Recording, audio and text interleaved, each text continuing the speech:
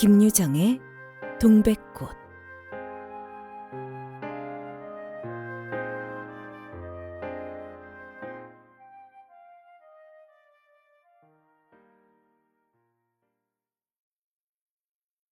오늘도 또 우리 수탈기 막 쫓기었다. 내가 점심을 먹고 나무를 하러 갈 양으로 나올 때이었다. 산으로 올라서려니까 등 뒤에서 푸드득 푸드득 하고 달개 횟소리가 야단이다. 깜짝 놀라서 고개를 돌려보니 아니나 다르랴 두 놈이 또 얼리었다. 점순내 대강이가 크고 똑 오소리같이 실팍하게 생긴 수탈기, 덩저리 작은 우리 수탈글 함부로 해내는 것이다.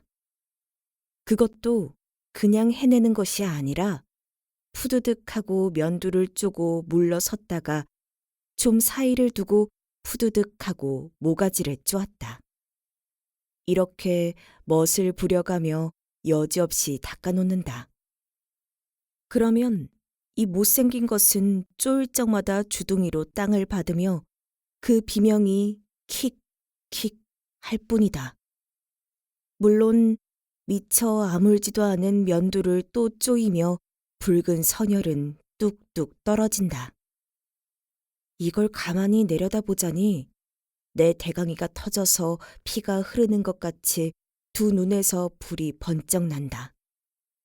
대뜸 지게 막대기를 메고 달려들어 점순내 닭을 후려칠까 하다가 생각을 고쳐먹고 헛매질로 떼어만 놓았다. 이번에도 점순이가 쌈을 붙여놨을 것이다. 바짝바짝 내 기를 올리느라고 그랬음에 틀림없을 것이다. 고놈의 기집애가 요새로 들어서 왜 나를 못 먹겠다고 그렇게 아르릉거리는지 모른다. 나흘 전 감자것만 하더라도 나는 저에게 조금도 잘못한 것은 없다. 계집애가 나무를 캐러 가면 갔지. 나 물타리 엮는데 생이질을 하는 것은 다 뭐냐. 그것도 발소리를 죽여가지고 등 뒤로 살며시 와서 예? 너 혼자만 일하니? 하고 긴치 않는 수작을 하는 것이다. 어제까지도 저와 나는 이야기도 잘 않고 서로 만나도 본체 만척하고 이렇게 점잖게 지내던 터이련만 오늘로 갑작스레 대견해졌음은 웬일인가. 항차 망아지만한 계집애가 남일 하는 놈 보고 그럼 혼자 하지 때로 하리? 내가 이렇게 내배앉는 소리를 하니까 너 일하기 좋니? 또는 한여름이나 되거든 하지 벌써 울타리를 하니. 잔소리를 두루 늘어놓다가 남이 들을까봐 손으로 입을 틀어막고는 그 속에서 깔깔댄다. 별로 웃을 것도 없는데 날씨가 풀리더니 이놈의 계집애가 미쳤나 하고 의심하였다.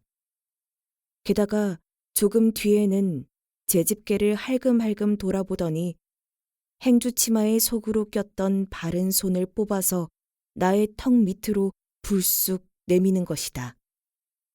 언제 구웠는지 더운 김이 획 끼치는 굵은 감자 3개가 손에 뿌듯이 쥐었다. 너 집엔 이거 없지? 하고 생색 있는 큰 소리를 하고는 제가 준 것을 남이 알면은 큰일 날 테니 여기서 얼른 먹어버리란다. 그리고 또 하는 소리가 너 봄 감자가 맛있단다. 난 감자 안 먹는다. 너나 먹어라. 나는 고개도 돌리지 않고 일하던 손으로 그 감자를 도로 어깨너머로 쑥 밀어버렸다. 그랬더니 그래도 가는 기색이 없고 뿐만 아니라 새근새근하고 심상치 않게 숨소리가 점점 거칠어진다. 이건 또 뭐야 싶어서 그때야 비로소 돌아다 보니 나는 참으로 놀랐다. 우리가 이 동네에 들어온 것은 근 3년째 되어 오지만 여태껏 가무잡잡한 점순이의 얼굴이 이렇게까지 홍당무처럼 새빨개진 법이 없었다. 게다가 눈에 독을 울리고 한참 나를 요렇게 쏘아보더니 나중에는 눈물까지 어리는 것이 아니냐. 그리고 바구니를 다시 집어들더니 이를 꼭 악물고는 엎어질 듯 자빠질 듯 눈뚝으로 팽하게 달아나는 것이다. 어쩌다 동리 어른이 너 얼른 시집을 가야지 하고 웃으면 염려 마세요. 갈 때 되면 어련히 갈라고. 이렇게 천연덕스레 받는 점순이었다. 본시 부끄럼을 타는 계집애도 아니거니와 또한 분하다고 눈에 눈물을 보일 얼병이도 아니다. 분하면 차라리 나의 등허리를 바구니로 한번 모질게 후려 세리고 달아날지언정. 그런데 그 고약한 그 꼴을 하고 가더니 그 뒤로는 나를 보면 잡아먹으려 기를 복복 쓰는 것이다. 서로 주는 감자를 안 받아먹는 것이 실례라 하면 주면 그냥 주었지 너 집엔 이거 없지는 다 뭐냐. 그렇잖아도 저희는 마름이고 우리는 그 손에서 배제를 얻어 땅을 부침으로 일상 굽실거린다. 우리가 이 마을에 처음 들어와 집이 없어서 곤란으로 지낼 때 집터를 빌리고 그 위에 집을 또 짓도록 마련해 준 것도 점순네의 호의였다. 그리고 우리 어머니 아버지도 농사 때 양식이 딸리면 점순이네한테 가서 부지런히 구워다 먹으면서 인품 그런 집은 다시 없으리라고 침이 마르도록 칭찬하곤 하는 것이다. 그러면서도 17씩이나 된 것들이 수근수근하고 붙어다니면 동네 소문이 사납다고 주의를 시켜준 것도 또 어머니였다. 왜냐하면 내가 점순이하고 일을 저질렀다가는 점순내가 노할 것이고 그러면 우리는 땅도 떨어지고 집도 내쫓기고 하지 않으면 안 되는 까닭이었다. 그런데 이놈의 계집애가 까닭없이 기를 복복 쓰며 나를 말려 죽이려고 드는 것이다. 눈물을 흘리고 간 다음날 저녁 나절이었다. 나무를 한 짐 잔뜩 지고 산을 내려오려니까 어디서 닭이 죽는 소리를 친다. 이거 네 집에서 닭을 잡나 하고 점순내 울 뒤로 돌아오다가 나는 고만 두 눈이 동그랬다.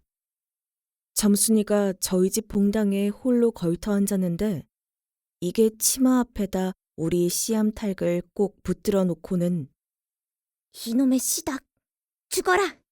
죽어라. 요렇게 안팡스레 패주는 것이 아닌가. 그것도 대가리나 치면 모른다마는 아주 알도 못 낳으라고 그 볼기짝개를 주먹으로 콕콕 쥐어박는 것이다.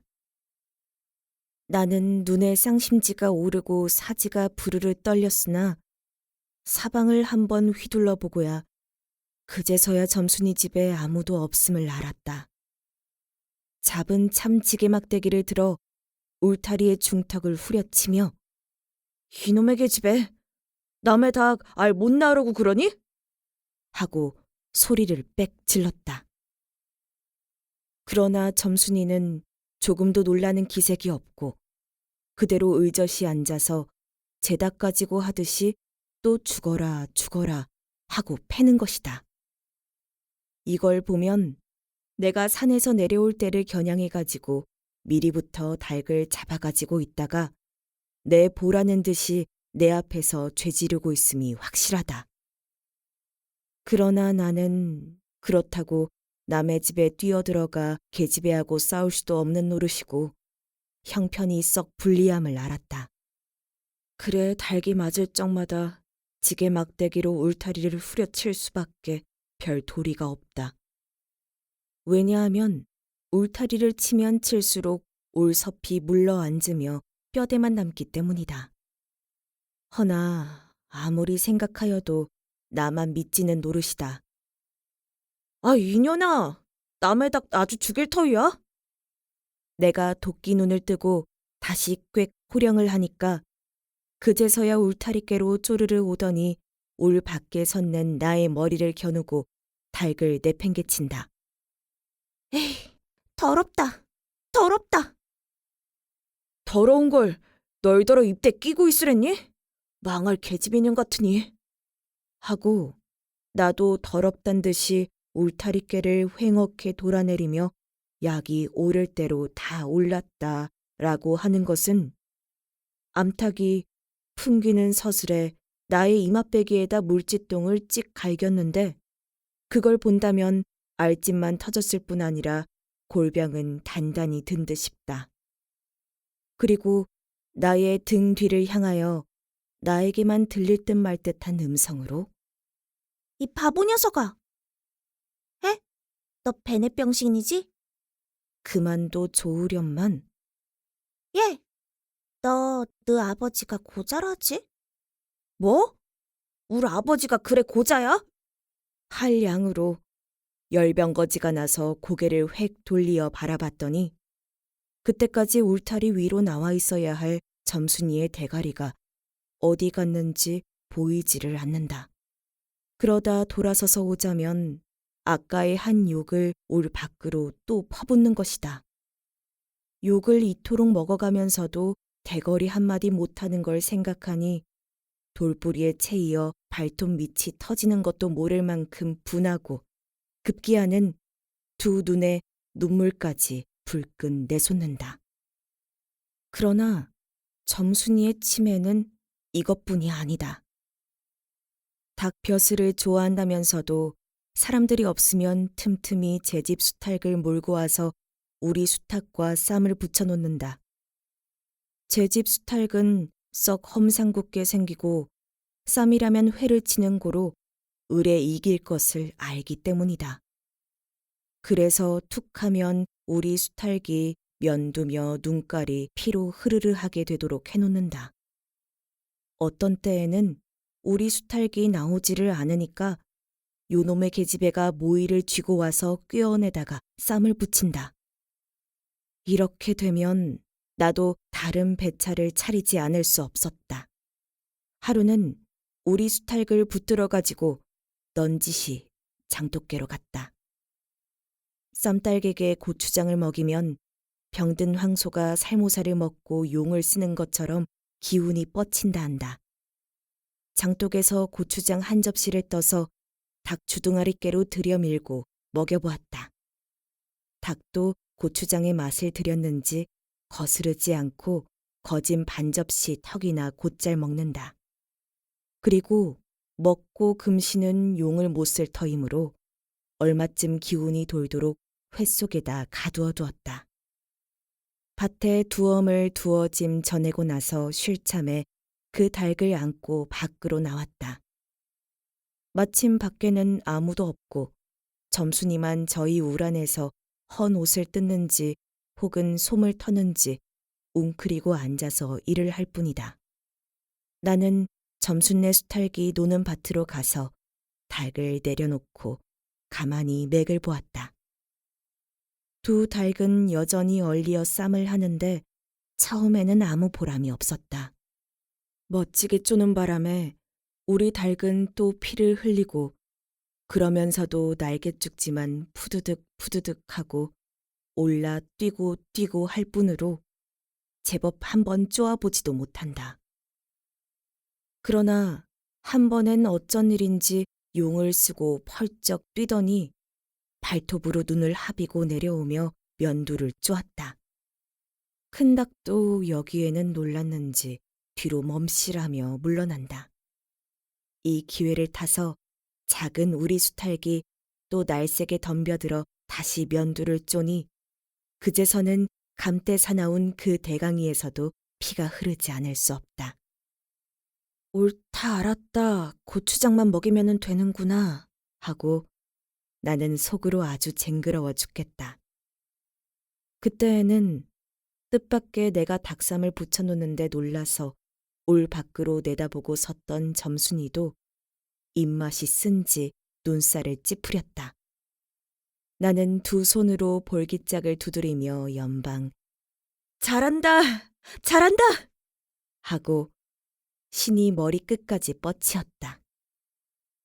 그러나 얼마 되지 않아서 나는 넋이 풀리어 기둥같이 묵묵히 서 있게 되었다.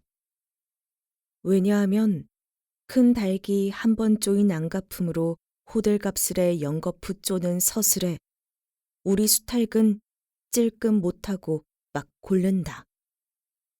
이걸 보고서 이번에는 점순이가 깔깔거리고 되도록 이쪽에서 많이 들으라고 웃는 것이다. 나는 보다 못하여 덤벼들어서 오리 수탈글 붙들어 가지고 도로 집으로 들어왔다. 고추장을 좀 더 먹였더라면 좋았을걸. 너무 급하게 쌈을 붙인 것이 퍽 후회가 난다. 장독깨로 돌아와서 다시 턱 밑에 고추장을 들이댔다. 흥분으로 말미암아 그런지 당최 먹질 않는다. 나는 할 일 없이 닭을 반드시 눕히고 그 입에다 권련 물부리를 물렸다. 그리고 고추장 물을 타서 그 구멍으로 조금씩 들여부었다. 닭은 좀 괴로운지 킥킥하고 재채기를 하는 모양이나 그러나 당장의 괴로움은 매일같이 피를 흘리는데 될 게 아니라 생각하였다. 그러나 한 두어 종지가량 고추장 물 먹이고 나서는 나는 고만 풀이 죽었다. 싱싱하던 닭이 왜 그런지 고개를 살며시 뒤틀고는 소나귀에서 뻗으러지는 것이 아닌가. 아버지가 볼까 봐서 얼른 회에다 감추어 두었더니 오늘 아침에서야 겨우 정신이 든 모양 같다. 그랬던 걸 이렇게 오다 보니까 또 쌈을 붙여놓으니 이 망할 계집애가 필연 우리 집에 아무도 없는 틈을 타서 제가 들어와 회에서 꺼내가지고 나간 것이 분명하다. 나는 다시 닭을 잡아다 가두고 염려는 스러우나 그렇다고 산으로 나무를 하러 가지 않을 수도 없는 형편이었다. 소나무 삭정이를 따며 가만히 생각해 보니 암만 해도 고년의 목쟁이를 돌려놓고 싶다. 이번에 내려가면 망할년 등줄기를 한번 되게 후려치겠다 하고 싱둥벙둥 나무를 지고는 불이 나게 내려왔다. 거지반 집에 다 내려와서 나는 호득이 소리를 듣고 발이 딱 멈추었다. 산기슭에 널려있는 굵은 바윗돌 틈에 노란 동백꽃이 소보록하니 깔리었다. 그 틈에 끼어 앉아서 점순이가 청승맞게 시리 호득이를 불고 있는 것이다. 그보다도 더 놀란 것은 그 앞에서 또 푸드득 푸드득하고 들리는 닭의 횟소리다.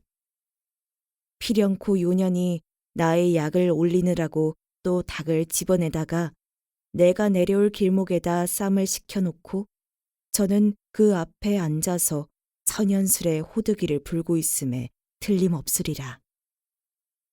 나는 약이 오를 대로 올라서 두 눈에서 불과 함께 눈물이 퍽 쏟아졌다. 나무찌개도 벗어놓을 새 없이 그대로 내동댕이 치고는 지게 막대기를 뻗치고 허둥허둥 달려들었다. 가까이 와보니 과연 나의 짐작대로 우리 수탈기 피를 흘리고 거의 빈사지경에 이르렀다.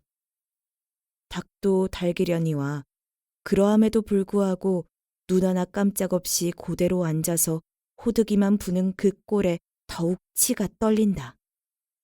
동네에서도 소문이 났거니와 나도 한때는 걱실걱실이 일 잘하고 얼굴 예쁜 계집애인 줄 알았더니 시방 보니까 그 눈깔이 꼭 여우 새끼 같다. 나는 대뜸 달려들어서 나도 모르는 사이에 큰 수탉을 담매로 때려 엎었다. 닭은 푹 엎어진 채 다리 하나 꼼짝 못하고 그대로 죽어버렸다. 그리고 나는 멍하니 섰다가 점순이가 매섭게 눈을 홉뜨고 닥치는 바람에 뒤로 벌렁 나자빠졌다. 이놈아! 너 왜 남의 닭을 때려 죽이니? 그럼 못 돼. 하고 일어나다가 뭐 이 자식아? 이 집 딱인데. 하고 복장을 떼미는 바람에 다시 벌렁 자빠졌다. 그리고 나서 가만히 생각을 하니 분하기도 하고 무안도스럽고 또 한편 일을 저질렀으니 인젠 땅이 떨어지고 집도 내쫓기고 해야 될는지 모른다. 나는 비슬비슬 일어나며 소매자락으로 눈을 가리고는 얼김에 엉하고 울음을 놓았다. 그러나 점순이가 앞으로 다가와서 그럼 너 이단부텀 안 그럴 테냐? 하고 물을 때에야 비로소 살 길을 찾은 듯 싶었다. 나는 눈물을 우선 씻고 뭘 안 그러는지 명색도 모르건만 그래. 하고 무턱대고 대답하였다. 요단부터 또 그래봐라. 내 자꾸 못살게 굴 테니. 그래. 이젠 안 그럴 테야. 닭 죽은 건 염려 마라. 네, 안 잃을 테니. 그리고 멋에 떠다 밀렸는지 나의 어깨를 짚은 채 그대로 퍽 쓰러진다. 그 바람에 나의 몸뚱이도 겹쳐서 쓰러지며 한창 피어 퍼들어진 노란 동백꽃 속으로 폭 파묻혀버렸다. 알싸한 그리고 향긋한 그 냄새에 나는 땅이 꺼지는 듯이 온 정신이 고만 아찔하였다. 너 말 봐라. 그래. 조금 있더니 요 아래서 점순아! 아유, 인연이 바느질을 하다 말고 어딜 갔어?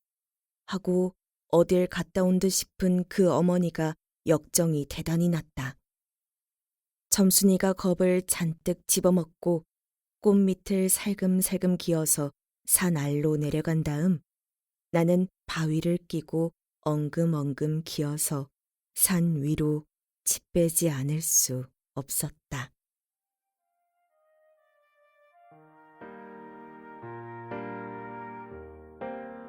사단법인 올제 제작 낭독 문정혜 저자 김유정